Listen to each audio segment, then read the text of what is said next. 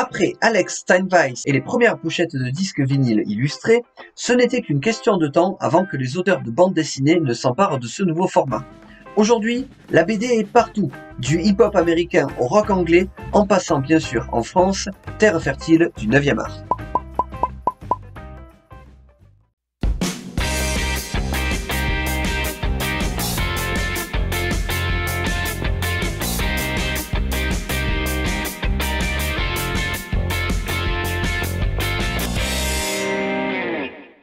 Commençons déjà par une pochette culte, probablement la plus célèbre de celles qui ont été illustrées en bande dessinée, Cheap Thrills de Big Brother and the Holding Company.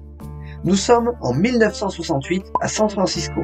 C'est l'époque du Flower Power et le groupe Big Brother and the Holding Company est à fond dedans.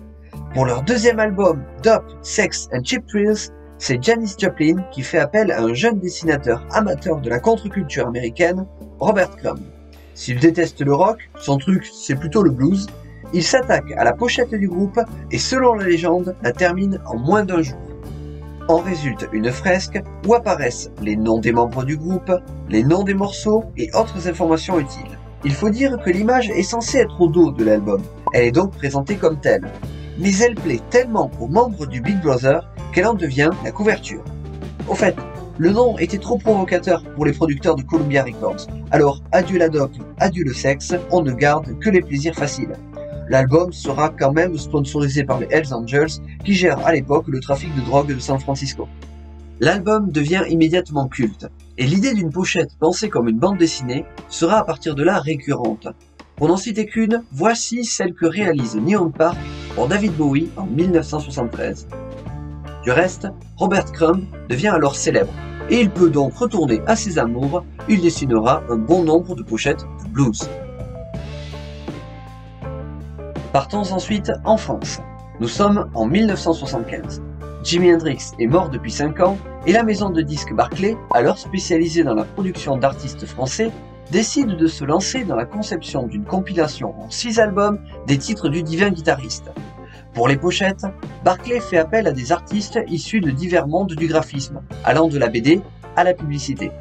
Pour les 2 premiers albums, ce sont les fondateurs des Humanoïdes Associés qui sont invités, Jean Giraud et Philippe Druillet. Le premier, plus connu sous le nom de Moebius, utilise une photographie où l'on voit Hendrix attablé, flashé sur le fait par Jean-Noël Cogg. Il l'adapte, la transforme et la complète par des éléments issus de ses propres créations. Le deuxième, Philippe Druillet, choisit aussi d'incorporer Jimi Hendrix à ses propres univers futuristes. Il transforme la Stratocaster du guitariste en machine étrange et il utilise ensuite les codes couleurs de l'univers psyché de la fin des années 1960. Chacun des 6 illustrateurs s'inscrit dans la même veine, la même inspiration. Hendrix se retrouve ainsi plongé dans le psychédélisme qu'il aimait tant et la collection éditée par Barclay rencontre un franc succès. Restons en France pour évoquer enfin le cas d'autres dessinateurs qui se sont amusés à produire des pochettes d'albums, les garçons de Harakiri et des premières années de Charlie Hebdo. Commençons déjà par Cabu, qui réalise à lui seul plus d'une centaine de pochettes d'albums, pour Maxime Le Forestier par exemple, mais aussi pour l'intégralité des albums de Dorothée ou la grande majorité des compilations musicales de Patrick Font et Philippe Val. Le duo commande d'ailleurs toutes leurs illustrations aux dessinateurs de Charlie Hebdo jusqu'à leur dernier spectacle. Mais le cœur de Cabu penche aussi vers le blues et le jazz. Pour Mediaset, Musisoft, Nocturne et BD Jazz, il crée plus d'une soixantaine de pochettes d'albums dédiées à des best-of des plus grands artistes américains, toutes produites dans un style caricatural extrêmement reconnaissable. Si Cabu est celui des membres de Charlie Hebdo qui produit le plus d'illustrations de pochettes, Ciné fait aussi un passage remarqué dans le monde de la musique. Il donne dans le jazz, comme dans les compilations de diverses musiques dites du monde, en passant par les illustrations des albums des Chats Sauvages, avant de retourner à ses amours, le sexe, la religion et la politique. On le retrouve par exemple ici, dans une illustration du 11e volume de Tonus de Plaisir des Dieux, une tentative de compilation de toutes les chansons paillardes de langue française.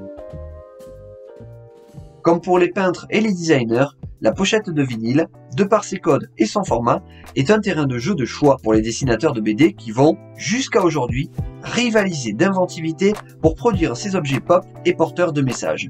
Après tout, de l'album à l'album, il n'y avait qu'un pas.